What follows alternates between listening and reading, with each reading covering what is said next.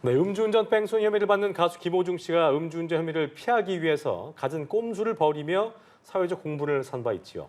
이후에도 여전히 고통 현장에는 음주운전 단속을 피하기 위한 꼼수들이 난무를 하고 있습니다. 네, 이를 막기 위해 경찰에서도 여러 수사 기법을 동원하고 있는데요. 과학 수사가 과연 음주운전을 잡을 수 있을까요? 이 현실적 한계와 방안을 윤회출 전 경무관과 함께 짚어보도록 하겠습니다. 어서 오십시오. 어서 오십시오. 안녕하십니까? 네. 네. 자, 팬들에게는 뭐 실망과 안타까움을 또 많은 분들한테는 공분을 일게 했던 사건이었죠. 김호중 씨의 음주 뺑소니 논란이 불거진 지 이제 한 달 정도가 지났습니다. 보통 이런 사건이 발생하고 나면 뭐 좀 더 주의를 하고 조심하지 않을까 싶은데 현실은 그렇지 않은 것 같습니다. 계속 꼼수가 벌어지고 있고 뭐 여러 수법들이 있다면서요. 음주 단속 수치가 네. 낮아지고 또 네. 처벌이 조금 가해지면서 음주 단속 현장에 대부분 음주 운전을 하다가 사고를 내거나 음주 단속 현장이 보이면은 예. 일단 현장을 이탈하려고 하죠. 단속 그 음주 측정을 회피하기 위한 그걸 피하기 위해서. 일단 뭐 잠수를 탄다거나 사고 현장을 이탈한다거나 그런 거고 그다음 이탈하고 나서 좀 더 진화된 수법으로 이제 단속 이후에 또다시 술을 먹는 술타기 수법까지 술타기라고 등장하는 하는 거죠, 그렇죠. 네. 내가 음주운전을 하고 사고를 낼 당시보다 이후에 술을 먹어서 지금 혈중 알코올 농도가 높게 나오는 거다라고 발뺌을 하는 그런 꼼수를 부리고 있고 예. 또 혈중 알코올 농도를 측정하기 위해서 체열 과정에 우리 이 알코올로 닦아내잖아요. 네. 그런 것들을 또 문제점으로 제시하는 그런 꼼수도 부리기 하고 또 이런 각종 꼼수들을 인터넷에 서로 이 공유하는 카페까지 등장해가지고 도와주는군요. 이렇게 이런 네, 수법이 서로 있다고 하면서. 이 나쁜 정보를 공유하는 거죠. 이거는 우리 사회 문화 중에 조금 피하면 좋을 문화죠. 좋은 정보를 공유해야 맞아요. 되는데 예. 이런 음주 단속을 회피하기 위한 꼼수를 공유하는 카페까지 등장한다는 것은 우리 사회에 그만큼 음주 운전을 하는 사람이 많고 그런 정보를 필요로 하는 사람이 많다는 거죠. 예. 이러한 꼼수들 계속 진화하고 있다 이런 말씀을 좀 해주셨는데 이 꼼수들이 횡행을 하는 게 아무래도 이 꼼수를 썼을 때 무죄 판결을 받는 사례가 많기 때문인 것 같거든요. 그렇습니다. 뭐 이와 관련해서 아무래도 이제 현장에 계셨으니까 많은 사례들을 접해 보셨을 것 같은데 기억에 남는 게 어떤 게 있을까요? 사례들은 많지만 방송에서 구체적인 뭐 사례를 언급하기는 그렇고 네. 언론에 이슈화됐던 몇 년 전에 일어났지만 그 아내에게 선물로 크림빵을 사오던 가장이 뺑소니 맞아요. 사고 당했을 때 기억나네요. 그때 네. 음주 부부는 무죄를 받은 경우가 있습니다. 그리고 뭐 공인들이나 공무원들이나 연예인들 이런 사건에 보면은 네. 음주 자체가 무죄를 받는 경우가 많고 우리 일반인들 교통사고 음주 교통사고 현장에서도 그 경찰이 사고를 낸 당시나 음주 단속 당시에 음주 측정을 해야 혈중 알코올 농도가 0.0상 단속 수치에 딱 걸리는데 이게 현장을 이탈하고 난 후 8시간이 지나면은 술이 깨서 나타나거나 한계 수치인 0.0상 이하로 나오면은 그걸 입증해야 되는데 경찰이 입증하는 방법을 위드마크 공식을 쓰고 있습니다. 근데 네. 이게 재판부에서 엄격한 증명을 필요로 하기 때문에 받아들이는 때도 있지만 받아들이지 않는 경우가 많아서 음주 부분에 대해서는 무죄로 이렇게 판명나는 경우가 많은 거죠. 그렇죠. 이게 사실 이제 오늘 저희가 과학수사 얘기를 해볼 텐데 과학수사도 네. 전문가시기 때문에 사실 예전에 과학수사라는 개념이 없던 시절에 전문가님께서 한 2년 넘게 많은 고민과 연구를 하신 끝에 2000년에 과학수사계를 만드신 걸로 제가 알고 있습니다. 그때부터 차근차근 이제 쌓아 올려진 과학수사 기법이라는 것이 이제 발전을 해왔을 테고 실제 이번에 이제 그 김호중 씨의 수사 과정에서 국과수를 통해서 대사체 분석, 요게 이제 이 분석을 통해서 국과수가 사고 전에 이미 이 김 씨가 음주가 있었을 것으로 판단된다는 소견이 경찰에 이제 전달한 것으로 전해지고 있는데 이번 김 씨 경우도 그렇고 사실 이 과학 수사를 통한 이런 국가수의 같은 뭐 소견이 수사기관의 어떤 객관적인 판단에 있어서 물론 아까 이제 법원의 판단이 중요하다고 하셨는데 그 수사기관의 판단에 있어서 어느 정도의 실질적인 도움을 줄 수 있는 겁니까? 엄청난 도움이죠. 과거에 제가 과학수사 파트를 만들 때는 네. 살인이나 강도, 강간 같은 형사범을 잡기 위한 과학수사 체제를 갖춰놨는데 이게 진화를 하다 보니까 지금은 이제 일반 교통사고, 음주 교통사고에 있어서의 과학수사 기법까지도 이제 진화해가 발전되는 거죠. 네네. 우리 국가수에서 이 꼼수를 부려서 음주 단속을 회피하거나 사고를 낸 음주 사고 현장에서 술을 깨고 나타나는 이런 문제점이 계속 제의가 되고 무죄를 받고 처벌이 약화되는 이런 것들을 인식한 우리 국가수가 2018년도부터 이 소변 검사를 통해서 음주 대사체 분석을 하는 수법을 가지고 지금 우리 음주 교통사고에 대한 수사기관의 입증 책임을 상당히 부담을 덜어줬는데요. 그게 뭐냐 하면 우리가 알코올이 몸속에서 분해되는 과정 속에서 술은 다 깨고 8시간만 지나면은 혈중 알코올 농도는 나타나지 않지만 그 알코올이 분해되는 과정 속에서 우리 혈액이나 이 뇨에서는 그 부산물이 나온다면서요? 부산물이 네. 남아 있는 게 그러니까요. 그게 네. ETG라고 하고 ETS라고 하는 에틸글루코로나이드나 에틸설페이트라고 하는 그 대사체는 거의 3, 4일까지도 이래 존재를 합니다. 그러면은 네. 그 농도를 측정하면은 이거는 음주를 했다라는 음주 대사체 분석이니까 음주를 한 행위는 입증이 되는데 아직까지 정확하게 음주 단속 수치인 0.03% 혈중 알코올 농도를 정확하게 예측하는 단계까지는 아직 못 간 거죠. 그 법원에서는 그게 나왔어도 0.04 안 넘어가면은 예, 이거 도로교통법상 음주 되는구나. 운전으로 처벌을 할 수 없는 거죠. 단 음주 대사체 분석으로 음주한 한 행위는 법과학적으로 입증이 됐기 때문에 네. 재판 과정에서 음주 단속 수치는 안 나와도록 음주로 인한 사망 사고가 나든지 음주로 인한 중요한 교통사고가 나서 재판이 열릴 경우에 이 재판부에서 형량을 고려할 때 판단의 기준은 되는 것이죠. 네. 그러니까 이번에 이제 이슈가 됐던 게 이제 위험운전 치상죄. 예, 요 예. 부분이 방금 했던 그 대사체 분석의 결과를 통해서 예, 예. 그 기준보다 한 60배 가까이 나왔다고 하더라고요. 그러니까 그게 적용될 수도 있다는 말씀이죠. 그렇죠. 음주 단속 수치는 안 되지만은 네. 음주를 하고 운전을 했다는 행위는 입증이 되니까 그게 재판부에서 이제는 무죄를 때리는 것보다 음주 운전은 무죄지만은 네. 음주를 하고 사고를 내고 중요한 결과를 초래한 거에 대해서 법원의 판단의 근거는 되니까 그렇군요. 지금 우리 피해자 유족들이나 피해자 가족들이 요구하는 음주운전 행위에 대한 엄정한 처벌을 요구하는 이 맥락과는 맞아떨어지는 과학수사의 지원인 거죠. 그렇군요. 네, 어쨌든 재판에 가중처벌 요소로 이제 영향을 미칠 수는 있다 이런 말씀을 좀 해주셨는데 수사기법이 말씀해주신 것처럼 나날이 발전은 하고 있지만 여전히 미흡하다 뭐 이런 지적은 나오고 있는 상황이거든요. 2019년 6월에 이제 음주운전 단속 기준을 변경을 했습니다. 0.05%에서 0.03%로 낮췄고 처벌 기준도 좀 강화가 됐거든요. 그런데도 불구하고 음주운전 사고가 계속해서 발생을 하는 거 이거는 좀 어떻게 좀 봐야 될까요? 실제로 음주 운전 단속 기준을 0.05에서 0.3으로 낮춰놨는데요. 네. 음주운전의 대부분은 재범률이 43%에 이를 정도로 상습 음주운전이 많습니다. 습관이군요. 예, 완전 습관입니다. 이게 알코올 중독이나 도박 중독처럼 네. 상습 운전도 하나의 어떤 치료가 필요한 중독 증세로 나오는 그런 거죠. 그리고 이 음주 단속 기준을 낮추니까 또 부작용이 어떤 게 생기냐면은 무조건 현장에서 도주를 하면서 뺑소니로 더 중한 처벌을 받게 되는 그런 기회도 제공하게 되는 것이고 또 교통단속 현장에 나가 있는 우리 교통경찰들이 많이 다치는 경우가 이 단속 수치를 낮추면서 그걸 회피하기 위한 방법으로 대부분 도주를 하니까 네. 그런 구호 조치를 하지 않고 도망치는 사례도 생기고 그래서 2차 부작용이 참 많이 나지 이 음주운전을 줄이는 데는 그렇게 크게 작용을 하지 않고 있는 것 같습니다. 예. 우리 그 경관님께서 이제 미국에서도 주미 한국 대사관 주재관으로도 나가셨던 걸로 제가 알고 있습니다. 예. 미국 같은 경우에 사실 그 처벌을 받는 혈중 알코올 농도 기준이 0.08. 물론 뭐 0.08 이죠. 주별로 이제 뭐 약간의 낮춰야 된다 차이는 얘기 있지만, 나옵니다만 0.08로 알고 있기 때문에 예. 비교적 음주 처벌에는 관대하다는 얘기가 나오고 있는데 사실 오래전부터 아까 말씀드린 대로 0.05%로 낮춰야 된다는 필요성은 나왔습니다만 미국 내에서 줄지는 않고 있는 것 같은데 이거는 이유가 뭘까요? 단속 수치를 낮추는 게 아니라 네. 우리와는 체계가 다른 겁니다. 그래서 저는 이런 부분을 우리 국민들도 한번 고려를 해봐야 되는 게 미국은 단속 수치가 0.08이니까 음주운전을 많이 허용하는 것처럼 보이죠. 네.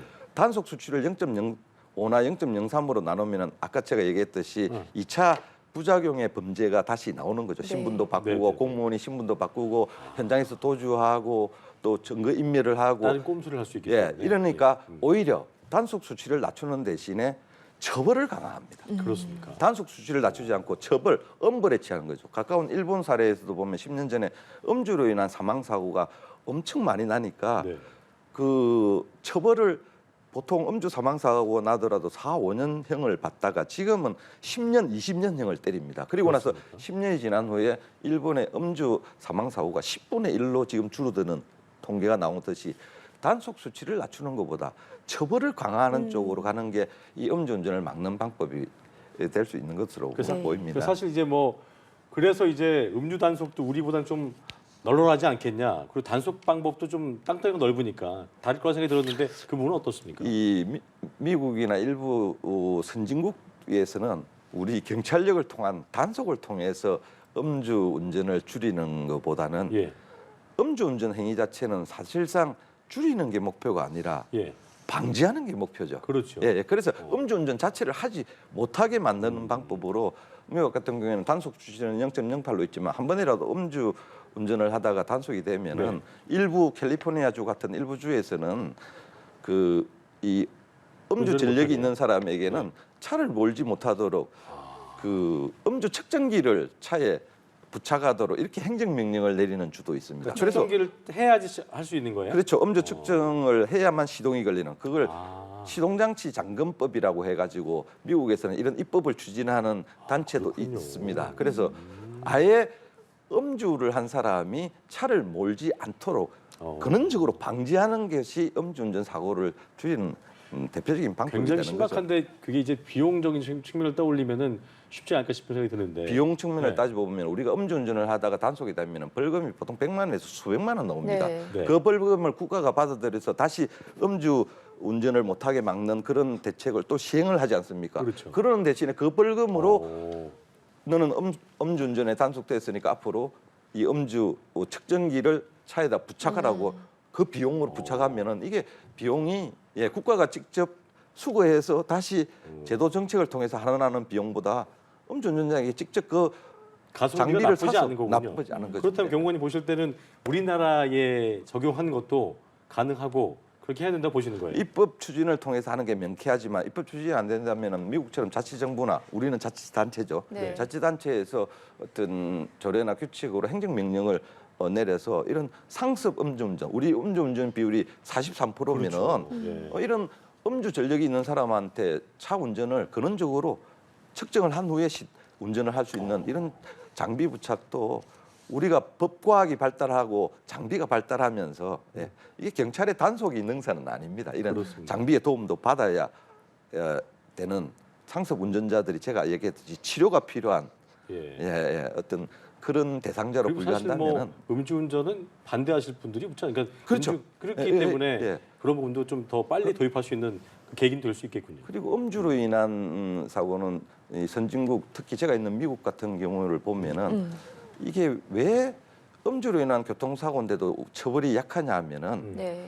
일반 형사범들은 대부분 다 고의범이지 않습니까? 예. 내가 절도를 하겠다, 강도를 하겠다, 강간을 하겠다 고의범인데 교통사고는 거의가 과실범입니다.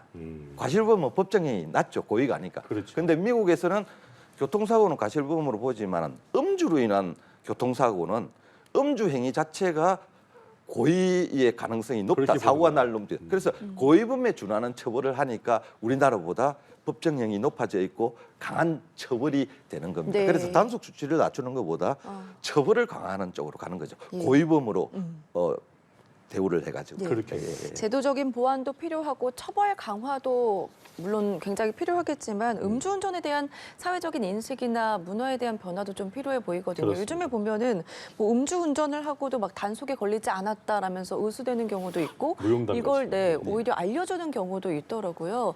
이 부분에 대해서는 어떤 게 가장 좀 시급하다고 보십니까? 제가 범죄 심리학을 하면서 이 심리 기제에 대해서 조금 이야기를 해보면은 네. 이 음주운전이 상습범이 되고 그 재범률이 43%에 이르는 그 심리적 기제가 뭐냐면은 음주운전을 하고 난 후에 운전을 하면은 사고가 날 확률이 100%, 네. 단속이 될 확률이 100%면은 어느 누구도 음주운전을 안 할 하죠. 겁니다. 근데 지금 음주운전을 하고 재범률이 높고 상습 음주운전자가 많이 나오는 이유가 사고가 날 확률과 이 경찰에 단속될 확률이 낮기 때문에 내가 음주운전을 한번 해봤는데 무사히 집에까지 갔다. 그리고 만취가 된 상태에서 운전을 안 하지만 적당히 술을 마고 이성적인 판단이 조금 가능할 때 대부분 음주운전을 많이 하지 않습니까? 그러니까 네. 자기가 안전하게 운전을 할 수 있다는 확률이 높은 심리적 기제 때문에 그리고 단속을 당하지 않을 확률이 높기 때문에 이게 상습 운전을 근절할 수 없는 부분인 거죠. 그렇군요. 그래서 예. 이게 우리 사회적으로 공동 방위 시스템이 가동이 돼야 되는데 네. 우리가 보통 술을 먹고 운전하는 게 혼자서 집에서 술 먹을 때는 음주운전 할 이유가 없죠. 그죠. 대부분 지인들 간의 만남이나 회식 자리에서 하는데 우리 사회 문화상으로 이 지인들끼리 모여서 회식을 하기 전에 안부 인사 묻듯이 자네 차 가지고 왔나? 라고 확인을 한 후에 회식이 끝나면은 가장 술을 적게 먹은 사람이 술을 많이 먹고 운전을 하면 안 되는 사람부터 대리운전이나 아니면 동성을 하든지 해서 안전하게 서로가 맞아요. 좀 상생 네. 차원에서 보호해줄 필요가 있는 이런 컬처 코드가 좀 필요하고요. 아까 얘기했듯이 과학 처벌주의. 장비가 발달하면서 예. 장비로 가지고 이 상습 운전, 음주운전을 못하도록 근원적으로 네네. 막는 그런 알겠습니다. 제도적 장비 시스템도 필요한 것 같습니다. 네. 네. 과학수사 기법도 뭐 중요하겠습니다만 무엇보다 술을 드시면 운전대를 잡지 말아야 된다. 이런 불변의 진리를 좀 잊지 말아야 할 것 같습니다. 네. 다음 주에 만나보겠습니다. 지난달 태국 파타야에서 30대 한국인 남성이 잔혹하게 살해된 사건이 있었습니다. 저희가 보도를 하면서도 뭐 이런 영화 같은 일이 벌어지는 현실이 참 끔찍하고 또 충격적이다 싶었는데 현재 공범 3명 중에 1명이 국내에서 한 명은 국내에서 한 명은 캄보디아에서 체포가 됐고 국내에서 체포된 용의자만 수사를 받고 있는 상황인데 네. 이 용의자가 이제 자신은 진범 아니다 주장을 하고 있거든요. 지금까지 진척된 상황을 좀 보시면서 어떤 생각이 드셨어요? 말씀하신 대로 공범 3명 중에 1명은 정읍에서 근무가 돼가지고 예. 구속 기소된 상태로 있고요. 네. 1명은 캄보디아에서 지금 체포돼 있어 우리 범죄 인도 조약이 체결돼 있는 국가니까 송환 절차를 진행하고 있는데 이 송환 절차가 상당히 시일이 많이 걸리고 절차가 또 까다롭습니다. 그 캄보디아 내에서의 자국법을 위반한 사안이 있으면은 그 형이 집행이 완료될 때까지도 송환이 이루어지지 않는 경우가 대부분이니까요. 그래서 이게 이 사건 파타야 사건의 실제적 진실이 완전히 밝혀지려면 예. 공범 3명이 다 잡혀서 대질 조사를 통해서 누가 주범이고 누가 주도적인 역할을 했는지 그 어떤 범행 동기와 어떤 절차를 가지고 살인 행위에 이르는지 현장 검증에 준하는 정도의 사실관계가 밝혀져야 되는데 예. 이제 1명만 잡히고 있으니까 공범의 특성상 자기 책임을 회피하기 위해서 잡히지 않는 공범에게 중대 책임을 회피하는 거짓 증언을 할 가능성이 많고 거짓 진술을 할 가능성이 많은 상태죠. 그래서 지금은 이 사건의 실질적 진실이 밝혀지려면 공범 3명이 다 어떻든 잡혀야 되는군요. 일단. 네. 가장 빠른 시간 내에 송환 절차도 이루어져야 되고 나머지 도주한 피의자 1명도 인터폴 수배를 통해서 아니면 형사사법 공조 시스템을 통해서 빨리 근거를 해야 유족들의 분노를 조금 잠재울 수 있고 또한 실체적 진실 발견도 지금 1명의 공범을 가지고 재판이 진행된다면은 네. 그 잔혹한 범죄 행위 결과에 대한 것보다 훨씬 낮은 수위의 처벌이 나올 수 예상될 있기 수도 때문에. 있습니다. 예. 네, 지금 3명이 다 잡혀야 된다 이런 말씀을 좀 해주셨는데 지금 뭐 캄보디아에서 잡힌 1명 같은 경우는 송환 절차가 까다롭기 맞아요. 때문에 뭐 언제쯤 송환이 될지도 좀 궁금하고요. 1명이 지금 또 남아 있잖아요. 왜 이렇게 늦게 지금 잡게 되는 건지 찾고 있는 건지 그 부분도 좀 궁금하거든요. 좀 전에 언급했지만 이게 범죄 인도 조약이라는 절차가 기존에 정해진 조약에 준해서 이루어지는 어떤 송환 절차가 상당히 까다롭습니다. 그 캄보디아 내에서의 어떤 법률 위반 상태나 저촉 까다롭다는 상태, 게 절차가 굉장히 뭐 많은 예, 절차가 거죠? 절차가 많으니까 네네. 그렇지만 뭐 우리 외교적 노력이나 이런 걸 통해서 빨리 그 절차를 마치고 공범 1명을 빨리 송환이 이루어져서 두 사람만의 대질 조사를 통해서라도 좀 더 실체적 진실에 접근하는 그런 시기를 당겨야 될 그렇겠네요. 문제도 있고요. 예. 지금 나머지 도주 피의자 1명을 근거하기 위한 네. 국제 형사사법 공조 시스템을 빨리 가동을 해야 되는. 맞아요. 그런데 이게 어려운 이유가 네. 국내에서 우리 수사진에 의해서 우리가 수사를 하면은 전력을 통해서 빨리 근거할 수 있는 그러니까요. 노력을 하지만은 네. 동남아 국가마다 그 수사의 수준도 다르고 또 자국민 사건이 아닌 외국인 사건에 또 그만한 인력과 시간을 투자하기도 어렵고 그런 문제점이 있기 때문에 상당히 한계가 있는 거군요. 예, 네. 난해하다고 보여집니다. 알겠습니다. 알겠습니다. 사건 속으로 오늘 여기까지 이야기 들어보겠습니다. 네. 윤해출 전 경무관과 함께했습니다. 오늘 말씀 고맙습니다. 고맙습니다. 네, 고맙습니다.